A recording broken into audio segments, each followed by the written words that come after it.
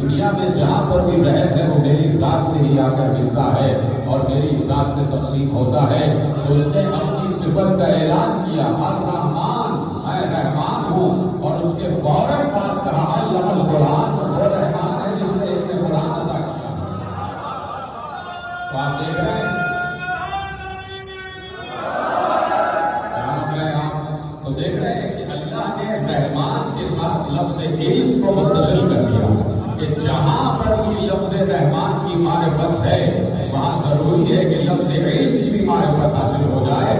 میرے عزیزوں، علم تعصب کو برداشت نہیں کرتا، میں نے جو آپ کے حوالے کیا ہے، علم متعصب نہیں ہوتا، علم تعصب کو برداشت نہیں کرتا، علم ہوتا ہے۔ اور خود پیغمبر نے ارشاد فرمایا کہ علم مومن کا کھویا ہوا خزانہ ہے، جہاں سے حاصل ہو جائے۔ تو اب اگر اپنے کو مومن مانتے ہو تو یقیناً عالم کی قدر بھی جانتے ہوگے اور علم کی قدر بھی جانتے ہوگے۔ جب پیغمبر نے کہہ دیا کہ علم مومن کا کھویا ہوا خزانہ ہے، جہاں سے ملے اسے حاصل کر لو، تو میرے عزیزوں جاؤ اور دیکھو مغربی معاشرے نے اگر کوئی یہ کہہ دے کہ میں استاد ہوں تو اس سے پلٹ کے یہ نہیں پوچھا جاتا کہ عیسائی ہو یا مسلمان ہو۔ پڑھا لکھا معاشرہ یہ ہوتا ہے کہ جہاں استاد سے یہ نہیں پوچھا جاتا کہ تم ہمارے دین پر ہو یا نہیں ہو، صرف یہ پوچھا جاتا ہے کہ علم ہے یا نہیں ہے۔ تو علم کی قدر بھی عالم معاشرے میں ہوتی ہے اور عالم کی قدر بھی علمی معاشرے میں ہوتی ہے۔ تو اب جب پیغمبر نے کہہ دیا، جملہ آپ کے حوالے کر رہا ہوں اور شاید یہ جملہ آپ تک پہنچ جائے کہ بھائی جب پیغمبر نے کہہ دیا کہ علم مومن کا خزانہ ہے، جہاں سے ملے اسے حاصل کر لو، تو اب جو مومن استادوں کو قتل کر رہا ہے وہ قتل کر کے بتا رہا ہے کہ میں مومن ہوں نہ میں مسلم ہوں۔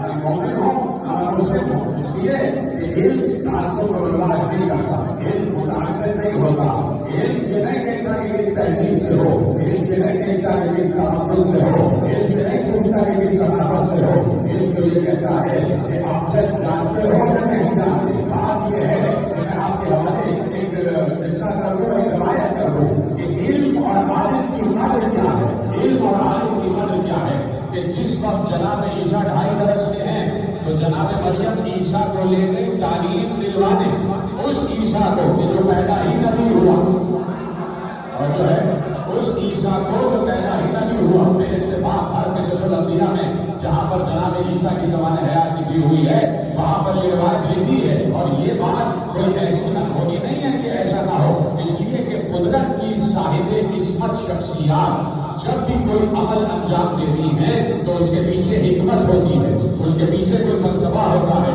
اس کے پیچھے کوئی مقصد ہوتا ہے۔ تو جناب عیسیٰ کو لے گئی اس استاد کے پاس جو استاد کتابوں کی تعلیم دیتا تھا، جو استاد پچھلی کتابوں کی تعلیم دیتا تھا، تو وہ استاد تھا جو بلند مقام پر بیٹھا ہوا تھا۔ تو اب استاد چاہے کتنا ہی بڑا کیوں نہ ہو، معاشرے کا کوئی بھی استاد کتنا ہی بڑا کیوں نہ ہو، وہ نبی سے بڑا تو نہیں ہوتا۔ نبی سب سے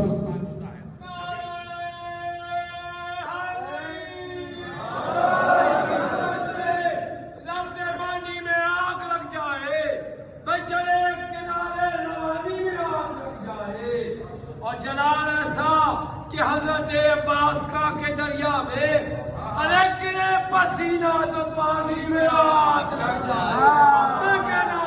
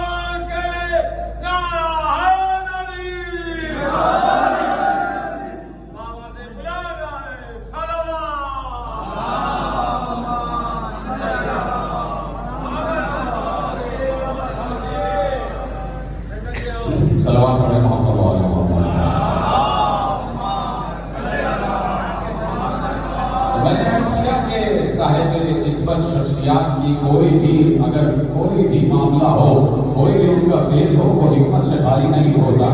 تو اب میں نے عرض کیا کہ چاہے جتنا ہی بڑا استاد کیوں نہ ہو، وہ اپنے دور کے نبی سے بڑا نہیں ہوتا. نبی ہر طریقے سے صاحب علم ہوتا ہے. اور پھر وہ نبی کہ جو ماں کی گود میں آ کر کہہ رہا ہو کہ انی عبداللہ آتانی الکتاب وجعلنی نبیا، کہ میں پہلا ہی نبی کیا گیا ہوں، مجھے عطا کی گئی ہے کتاب اور میں اللہ کا بندہ ہوں، جس نے آگے ہی یہ اعلان کیا ہو کہ میں عبداللہ ہوں، اللہ کا عبد ہوں. تو اب ایک عبد وہ ہے کہ جو عیسیٰ کی شکل میں آسمان سے زمین پر اترا، اور ایک عبد وہ ہے جو مصطفیٰ کی شکل میں زمین سے آسمانوں پر گیا. عبد کی یہ قوت ہوتی ہے کہ چاہے آسمانوں سے زمین پر آ جائے، چاہے زمین سے آسمانوں پر چلا جائے. تو اب جناب عیسیٰ کو جناب مریم اپنے وقت کے استاد کے پاس لے کر گئی اور جا کے بٹھایا. تو اب چاہے اپنے دور کا کتنا ہی بڑا نبی کوئی نہیں ہے، لیکن عیسیٰ وہاں بیٹھے جہاں شاگرد بیٹھے تھے. عیسیٰ اپنے دور کا نبی ہوتے ہوئے وہاں بیٹھا جہاں سارے شاگرد بیٹھے تھے، اور استاد اپنے مقام پر بلندی پر بیٹھا ہوا تھا. اور آپ دیکھ رہے ہیں کہ یہ ہے استاد کا درجہ، یہ ہے استاد کا مرتبہ کہ جہاں وقت کا نبی بھی استاد کی قدر کرتا ہے. بس فرق یہ ہے کہ انسان سب کچھ ہو، جاہل نہ ہو. انسان سب کچھ ہو، جاہل نہ ہو. جہالت انسان کو گڑھے میں پھینک دیتی ہے، تاریخیوں کے ظلمات کے کنویں میں دھکیل دیتی ہے. تو اب جناب عیسیٰ وہاں جا کے بیٹھے جہاں شاگرد بیٹھے ہوئے تھے، استاد بلندی پر بیٹھا ہوا ہے. تو جناب مریم نے کہا میرے بیٹے کو تعلیم دیجیے. میں دوں گا تعلیم. تو جناب عیسیٰ جو ابھی 2.5 برس کے ہیں، ایک روایت میں 4.5 برس کے ہیں، جناب عیسیٰ چھوٹے سے اور بیٹھے ہوئے ہیں اپنی جگہ پر جہاں شاگرد بیٹھے ہوئے ہیں. وقت کا نبی اپنے وقت کے استاد کے سامنے سامنے ادب طے کر کے بیٹھا ہوا ہے. اور ایک بار جناب عیسیٰ سے استاد نے کہا کہ یہ اب دیکھیے استاد کا مقام کیا ہے. اس روایت میں استاد کا مقام بتایا گیا ہے. جناب عیسیٰ سے استاد نے کہا اکتب ابجد، لکھو الف بے جیم دال، لکھو ابجد. ایسے ہی جناب عیسیٰ سے کہا گیا کہ اکتب ابجد، لکھو ابجد. تو جناب عیسیٰ نے ہاتھ میں قلم نہیں دیا، بلکہ ایک بار استاد کی طرف مخاطب ہو کے کہا ہل تدری ابجد، کیا تم جانتے ہو کہ ابجد کیا ہے؟ کیا تم جانتے ہو کہ ابجد کیا ہے؟ ایک بار استاد حیران ہو گیا کہ 4 برس کا بچہ اتنے بوڑھے استاد سے پوچھ رہا ہے پلٹ کر کہ کیا تم جانتے ہو کہ ابجد کیا ہے؟ تو ایک بار استاد نے پلٹ کے جناب عیسیٰ سے کہا کیا تم جانتے ہو کہ ابجد کیا ہے؟ پلٹ کے استاد نے جناب عیسیٰ سے کہا کیا تم جانتے ہو کہ ابجد کیا ہے؟ عیسیٰ نے کہا ہاں میں جانتا ہوں کہ ابجد کیا ہے. جناب عیسیٰ نے بتایا کہ میں بھی اپنے وقت کا استاد ہوں اور میں بھی اپنے وقت کا صاحب کتاب ابھی ہوں. تو ایک بار کہا ہاں میں جانتا ہوں کہ ابجد کیا ہے. تو استاد نے کہا بلندی پر بیٹھا ہوا استاد اور عیسیٰ نیچے بیٹھے ہیں، نشست میں بیٹھے ہوئے ہیں. تو استاد نے جناب عیسیٰ سے کہا سب کو بتاؤ کہ ابجد کیا ہے، تم بتاؤ. تو عیسیٰ نے کہا جب بتانے کی باری آ گئی اور تم مجھ سے پوچھ رہے ہو کہ میں بتاؤں کہ ابجد کیا ہے، تو اب سلسلہ یہ ہونا چاہیے کہ تم مجھ سے پوچھ رہے ہو. تو اب سلسلہ یہ ہونا چاہیے کہ جہاں تم بیٹھے ہو وہاں میں بیٹھ جاؤں، جہاں میں بیٹھا ہوں وہاں تم آ جاؤ.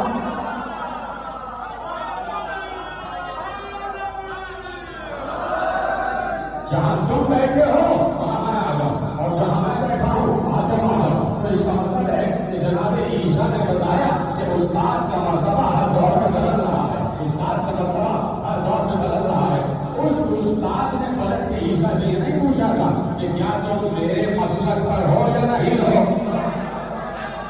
اس استاد نے جناب عیسیٰ سے یہ نہیں پوچھا تھا کہ میرے مسلک پر ہو یا نہیں ہو، میرے دین پر ہو یا نہیں ہو. نہیں، علم حاصل کرنے آئے ہو تو علم چاہے مومن ہو، چاہے کافر ہو، چاہے مشرک ہو، استاد کا کام ہے علم دینا اور شاگرد کا کام ہے عالم کی قدر کرنا، عالم کی قدر کرنا. تو اب اس نے کہا کہ ٹھیک ہے جہاں میں بیٹھا ہوں وہاں تم آ جاؤ، جہاں تم بیٹھے ہو وہاں میں آ جاؤں. تو چونکہ استاد تھا نا، وہ جانتا تھا، علم کی قدر جانتا تھا. اس کو سمجھ گیا کہ یہ بچہ مجھ سے زیادہ علم رکھتا ہے. تو استاد کہتے ہی اس صاحب حکمت کو ہے، استاد کہتے ہی بصیر النظر انسان کو ہے کہ جناب عیسیٰ سے اس نے کہا میں اس بات کو تسلیم کرتا ہوں کہ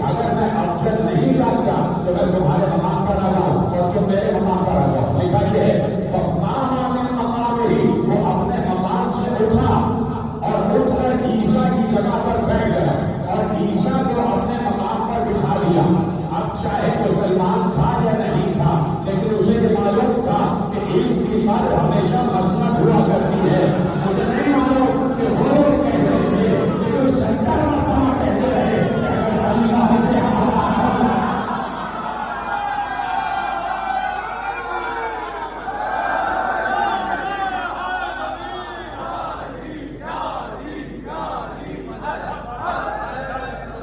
علم کی اور عالم کی قدر یہ ہے کہ عالم کو ہمیشہ مسند عطا کر دی جائے، عالم کو ہمیشہ غلط مقام دیا جائے. یہ تو صرف پاکستانی معاشرے کو ایک امتیاز حاصل ہے کہ یہاں پر ہر کسی سے پہلے مسئلہ پوچھا جاتا ہے، علم نہیں پوچھا جاتا، علم نہیں پوچھا جاتا.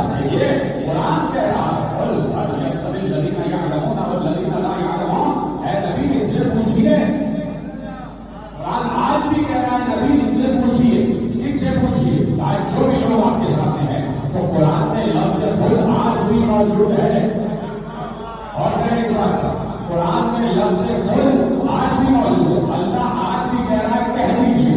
تو کس سے کہہ رہا ہے کہہ دیجیے؟ تم تو کہہ رہے ہو نبی مر گئے، تم تو کہہ رہے ہو کہ نبی ہے ہی نہیں. تو اللہ آج کس سے کہہ رہا ہے کہ کہہ دیجیے؟ قرآن زندہ ہے یا نہیں؟ قرآن بیٹھے سب قرآن کو یقین کرنے والے بیٹھے، قرآن زندہ ہے، قرآن علم ہے، اور قرآن رحمان کا علم ہے. قرآن علم رحمان، علم خدا ہے. میرے عزیزو جو آ گیا اور سرکار اور پروٹو کا ظاہر کرنا ہے کہ قرآن علم ہے. اب رحمان علم القرآن، رحمان وہ ہے جس نے علم قرآن دیا. تو قرآن معصوم ہے، قرآن معصوم ہے، قرآن طاہر ہے. بہت کم لوگ بے شک کہہ رہے ہیں مختصر سا تو مجمع سبھی بولتے ہیں قرآن عصمت والا علم. قرآن معصوم ہے یا نہیں؟ قرآن طاہر ہے یا نہیں؟ قرآن صاحب طہارت ہے یا نہیں ہے؟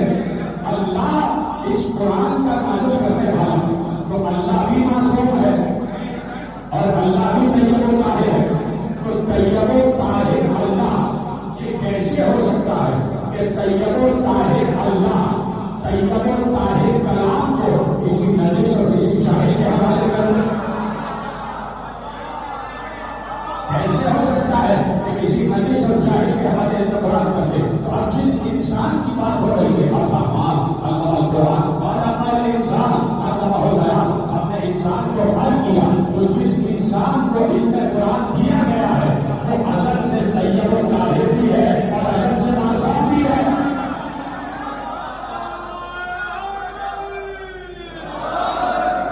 وہ ازل سے طیب و طاہر بھی ہے، وہ ازل سے معصوم بھی ہے. اس لیے کہ معصوم کلام اس کے پاس آ رہا ہے، طاہر کلام اس کے پاس آ رہا ہے.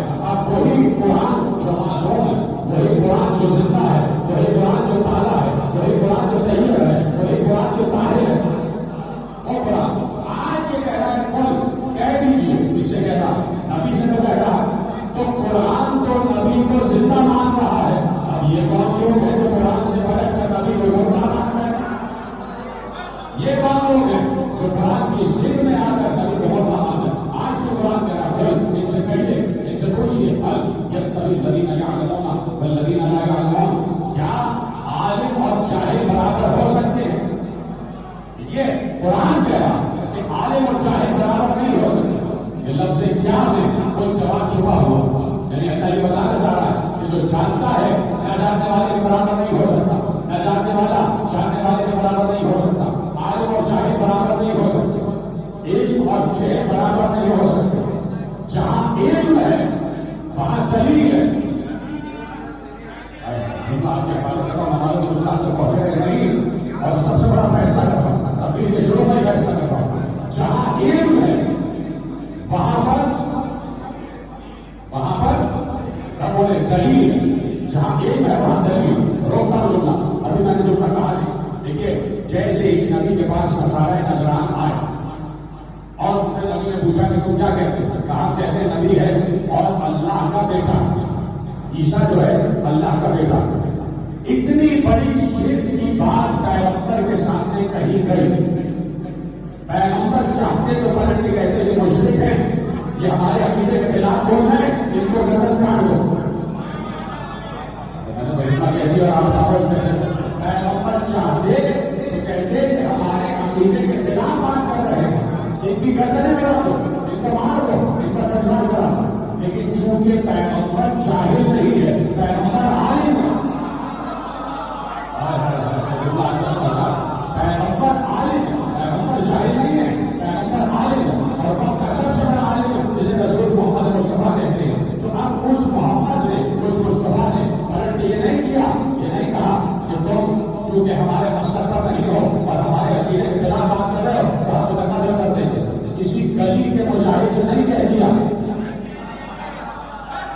کہ جاؤ اور ان کی گردنیں اڑا دو. نہیں، کیونکہ پیغمبر عالم ہے اور دین میں قرآن کا حامل ہے.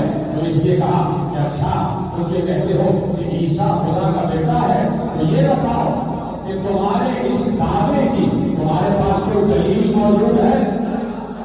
تمہارے اس دعوے کی تمہارے پاس کوئی دلیل موجود ہے؟ یعنی پیغمبر یہ بتا رہے ہیں کہ علم کا جواب علم ہوا کرتا ہے، علم کا جواب دلیل ہوا کرتا ہے. چونکہ اسلام اتنا مضبوط مذہب ہے کہ اسلام کو اپنی بات منوانے کے لیے کبھی تلوار کی ضرورت نہیں پڑتی. اتنا مضبوط مذہب ہے کہ اسلام کے پاس اپنی بات منوانے کے لیے صرف میدان جنگ ہی نہیں ہے.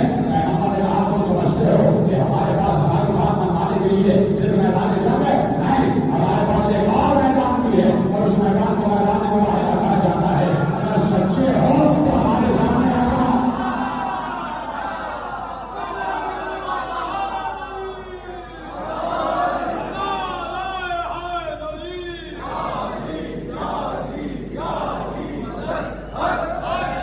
اگر سچے ہو آؤ ہمارے سامنے. ہمارے پاس میدان جنگ سے ہٹ کر ایک اور میدان ہے، اسے میدان مباہلہ کہتے ہیں.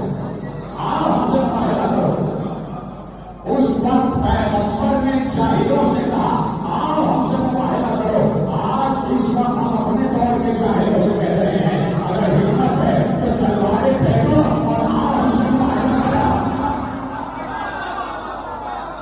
اس دور کے جاہلوں سے کہہ رہے ہیں آؤ پھینکو اسلام، پھینکو ہتھیار. علم کا علم سے مقابلہ کرو، تعلیم کا تعلیم سے مقابلہ کرو، ڈگری کا ڈگری سے مقابلہ کرو، صنعت کا صنعت سے مقابلہ کرو. علم کا علم سے مقابلہ ہوتا ہے، علم کا جہل سے مقابلہ نہیں ہوتا. جہل کا علم سے کوئی مقابلہ نہیں ہوتا. اس کے بعد نے کہا کہ عالم و جاہل برابر نہیں. تو فوراً پیغمبر نے کہا تمہارے پاس کوئی تعلیمی دلیل ہے؟ تو اگر کوئی خود ساختہ بنا ہوا کوئی سربراہ ہوتا، کوئی جاہل ہوتا تو فوراً کہتا کہ ان پر تلوار چلاؤ. لیکن پیغمبر نے کہا ان سے پہلے ہم علم کی بات کریں گے. تمہارے پاس کوئی علم کی دلیل ہے؟ علم کی دلیل ہے؟ انہوں نے دلیل دی. انہوں نے کہا ہاں ہمارے پاس دلیل یہ ہے کہ عیسیٰ خدا کا بیٹا ہے. ہمارے پاس دلیل یہ ہے کہ عیسیٰ بغیر باپ کے پیدا ہوا. انہوں نے اپنے ذات ناقص میں بہت بڑی دلیل دی کہ عیسیٰ بغیر باپ کے پیدا ہوا. جو بغیر باپ کے پیدا ہو اس کا باپ اللہ ہے. انہوں نے دلیل دی. پیغمبر نے اس دلیل کو دلیل سے کاٹا، اس دلیل کو دلیل سے کاٹا. اچھا اگر تمہارے پاس دلیل یہ ہے کہ عیسیٰ بغیر باپ کے پیدا ہوئے ہیں اور عیسیٰ کا باپ اللہ ہے تو سنو اس دلیل پر قائم رہنا، اس دلیل سے ہٹنا نہیں. اس سے پہلے تو خدا کا بیٹا ہونے کا حق آدم کو ہے، اس لیے کہ آدم کی تو ماں بھی نہیں تھی. آدم کے تو ماں تھی نہ باپ تھا. تو اس دلیل سے آدم کے لیے پہلے حق ہونا چاہیے کہ آدم خدا کا بیٹا ہے. انہوں نے کہا ہم نہیں مانتے. جب ساری دلیلوں سے انکار کر دیا تو پیغمبر نے کہا اور اللہ نے کہا، اور اللہ نے کہا کہہ دیجیے فقل، کہہ دیجیے. یہاں پر بھی پیغمبر سے اللہ نے کہا قل، ان سے کہہ دیجیے تعالوا ندعو ابناءنا وابناءکم ونساءنا ونساءکم وانفسنا وانفسکم ثم نبتہل فنجعل لعنۃ اللہ علی الکاذبین. تم اپنے بیٹوں کو لاؤ، ہم اپنے بیٹوں کو لائیں. ہم اپنی عورتوں کو لائیں، ہم اپنی عورتوں کو لاؤ. ہم اپنے نفسوں کو لائیں، ہم اپنے نفسوں کو لاؤ. اور ایک میدان میں جمع ہو جائیں، ہاتھ اٹھائے اور اللہ سے کہیں جو جھوٹا ہو اس پر اللہ کی لعنت. تو دیکھیے جہل نہ کل میدان مباہلہ میں آیا تھا نہ آج میدان مباہلہ میں آیا. جہل کبھی میدان مباہلہ میں نہیں آتا. تو جہاں اب جملہ دے رہا ہوں، جس جملے کو میں نے روکا اور میں نے کہا کلیدی جملہ اور نتیجہ آپ کے حوالے کر رہا ہوں کہ جہاں علم ہوگا وہاں دلیل ہوگی. اس سے بڑا جملہ میں آپ کے حوالے نہیں کر سکتا. اور جب سمجھ میں آ جائے تو کم از کم ہاتھ ضرور اٹھائیے کہ ہاں جملہ پہنچ گیا اور جملہ آپ کو قبولیت کی منزل پر آ گیا. جہاں علم ہوگا وہاں دلیل ہوگی اور جہاں جہل ہوگا وہاں ہتھیار ہوگا. جہاں جہل ہوگا وہاں ہتھیار ہوگا. تو آپ آیت شروع کہاں سے ہوئی؟ یہ آیت مباہلہ شروع کہاں سے ہوئی؟ اللہ نے کہا فمن آج جگہ بھی ہے من بعد ما جاءک من العلم. یہ اللہ کہہ رہا ہے. یہ قرآن جیبوں میں رکھ کر چلنا الگ ہے اور قرآن کو جیب کے نیچے سینوں میں اور دل میں اتارنا الگ ہے. قرآن کو جیبوں میں رکھنا الگ ہے اور قرآن کو دل میں اتارنا الگ ہے. قرآن پڑھ لینا الگ ہے اور قرآن کو سمجھنا الگ ہے. ارے کھڑے پڑھ لینا الگ ہے اور بیٹھ کر غور و فکر کرنا الگ ہے. قرآن پڑھنے کی چیز بھی ہے اور سمجھ کر پڑھنے کی چیز ہے. اب قرآن نے فیصلہ دیا فمن آج کفی ہے بعد ما جاءکم العلم، جب تمہارے پاس علم آ گیا کیوں نہیں پڑھی جاتی ہے آیت؟ کیوں نہیں اس آیت پر غور کیا جاتا؟